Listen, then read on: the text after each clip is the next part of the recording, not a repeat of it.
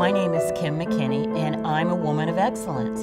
I'm Carrie Murray, and I am a woman of excellence. Hi, I'm Kathy Evans, and I'm a woman of excellence. Hi, I'm Heather Wells, and I am a woman of excellence. I'm Amy Waldbillig, and I'm a woman of excellence. Hi, my name is Sarah Johnston, and I am a woman of excellence. Hi, my name is Ann Fredrickson, and I am a woman of excellence. Hi, my name is Julia Feldman, and I am a woman of excellence. Hi, I'm Amy Barnett, and I am a woman of excellence. Well, hello there. My name is Anjanita Brown, and most people call me Angie, and I am a woman of excellence. So, for a cause that I'm going to be interested in championing, I need to have a passion. So causes that I champion, I can say I kind of wear on my sleeve. I'm always for the children. Mental health, I'm always for the woman. my faith, I'm for anything of Westchester. looking at suicide prevention, one of our number one concerns and challenges for our communities. And sometimes those causes are very personal. That's a hard question because I do get to work with so many nonprofits. So the causes that I'm most involved in, that I champion, are around the needs of families and children in our county, especially vulnerable families. One of the things that I'm really passionate about, and that is something that I always try to be a part of, is education. Education and is one of my number one champion of causes. I think the biggest cause that I actually champion is issues with aging, seniors.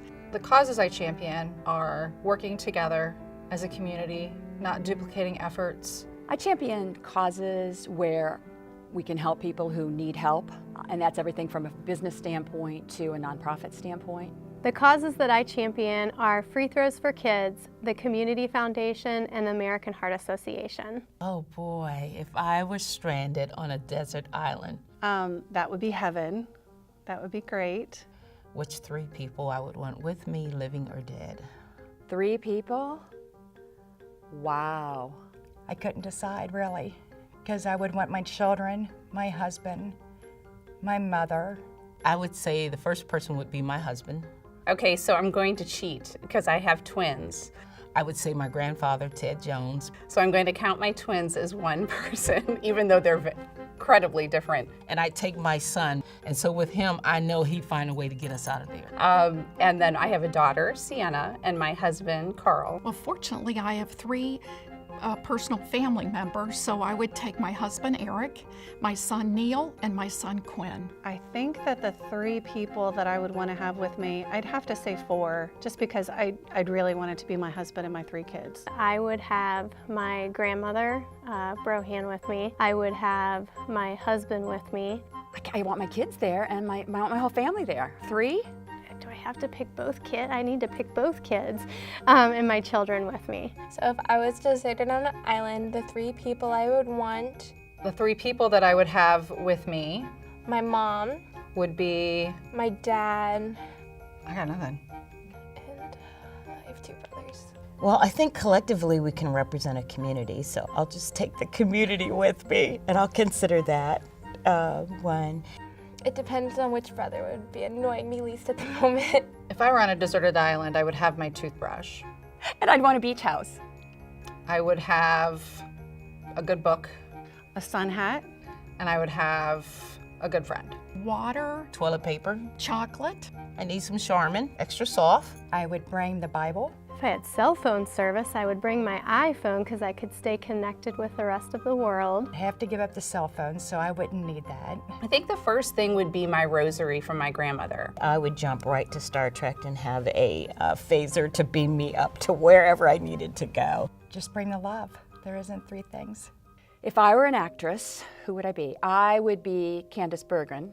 If I were an actress, I'd play only smart women. I'm going back to the 80s, but to Murphy Brown. I loved that show. I loved it because she was a strong working woman with a sense of humor. I think I would like to be Lady May on the Greenleafs. Some examples would be the evil queen on Game of Thrones. She is one classy lady. I'd make a great villain. I would probably have to say Oprah.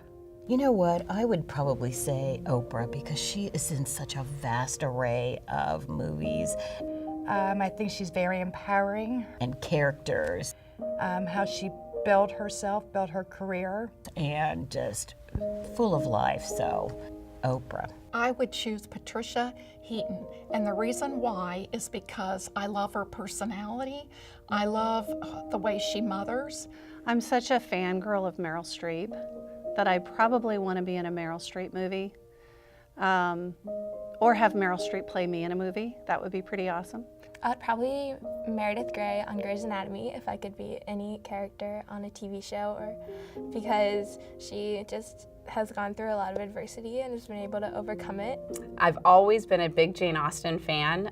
Literature was kind of my start in college, and I've always been amazed at the internal strength of Elizabeth Bennet during a time when women really weren't able to showcase that strength. Julia Roberts.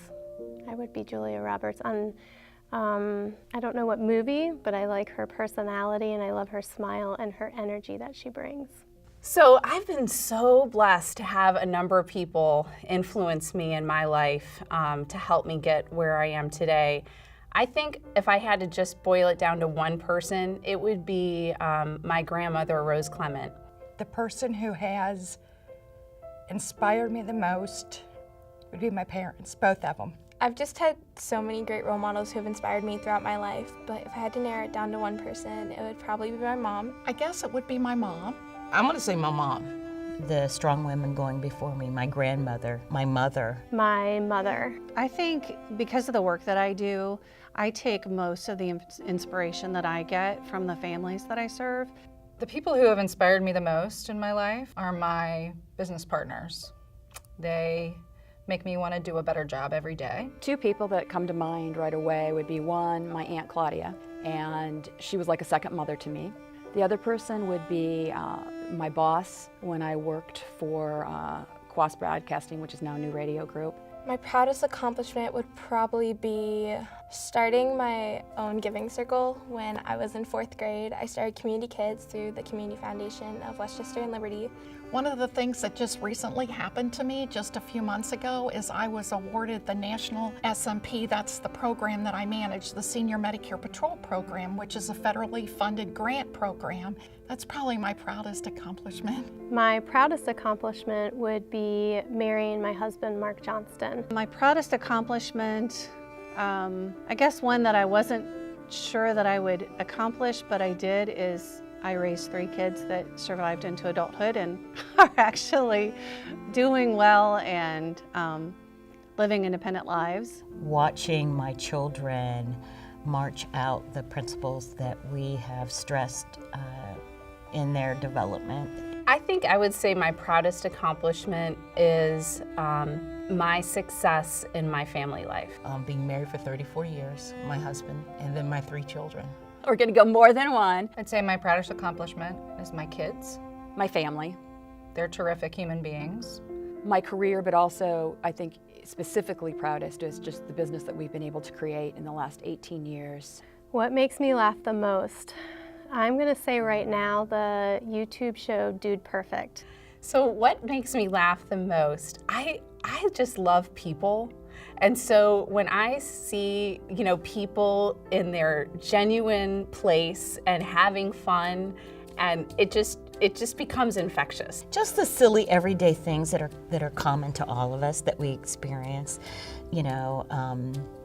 those are the kinds of things that we can laugh at with each other, things we all can collectively nod our heads to. Probably my family is what makes me laugh the most, because no matter what, we can be, whether it's silly puns or a song on the radio or costumes, we're always laughing. My grandchildren, my granddaughters, 5 granddaughters, under 4, and I love the innocence of kids and some of the things that come out of their mouths or just the way they look at things, and yeah, definitely, they make me laugh the most. I think my kids, especially my oldest son, Neil, he just says whatever comes out of his mouth, and he's really a funny guy. What makes me laugh the most myself, because I feel like that there's nothing in the world that has to be that serious that I can't laugh. My husband taught me to learn to laugh at myself. I hope that I can laugh at myself the most. It's not always the case, but I try.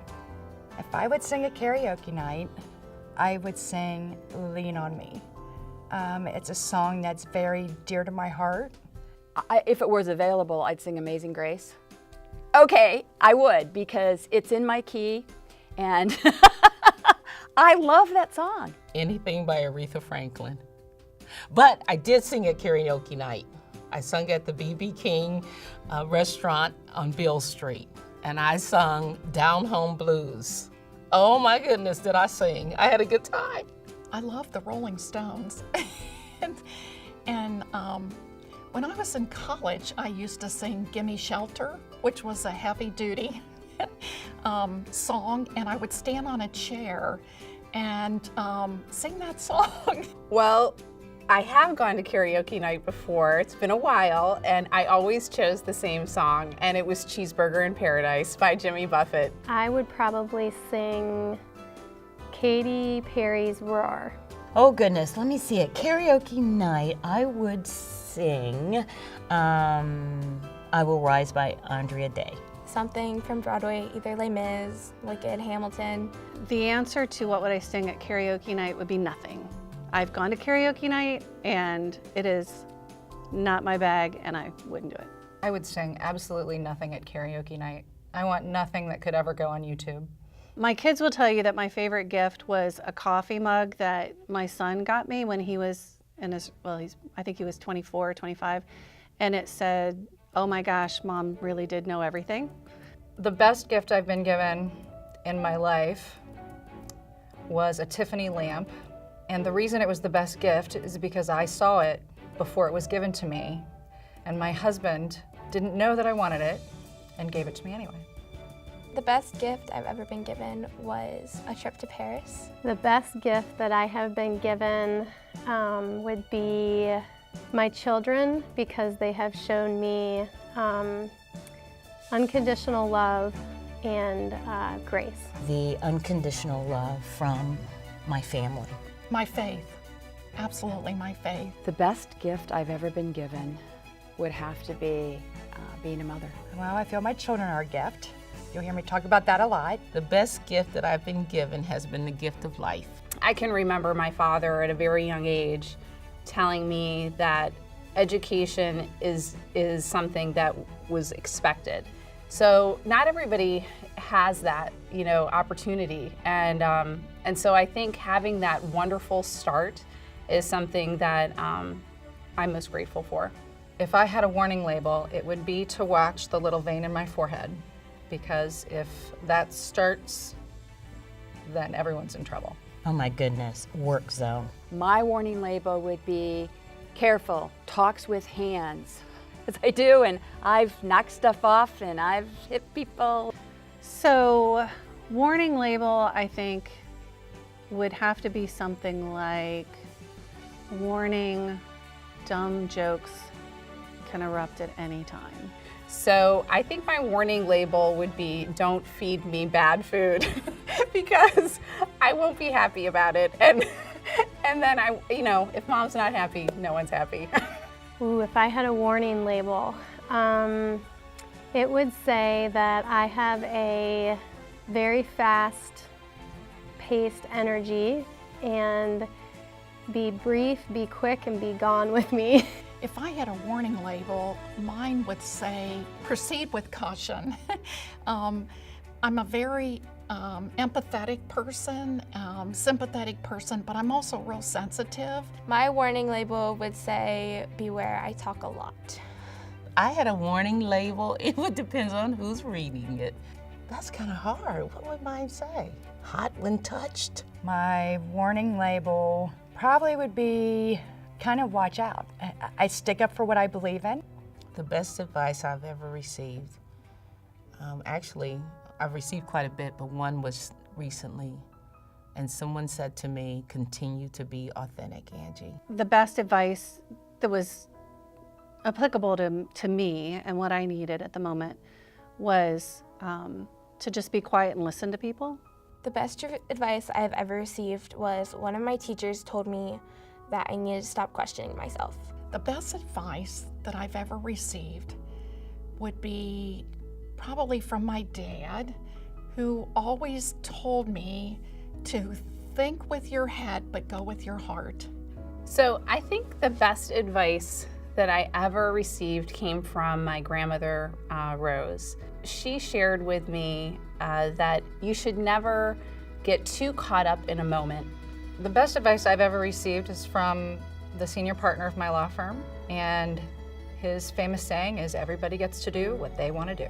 The best advice I've ever received is what other people think about you is none of your business. The best advice I've ever received was to do what you like and what you're passionate about, and you'll be good at it.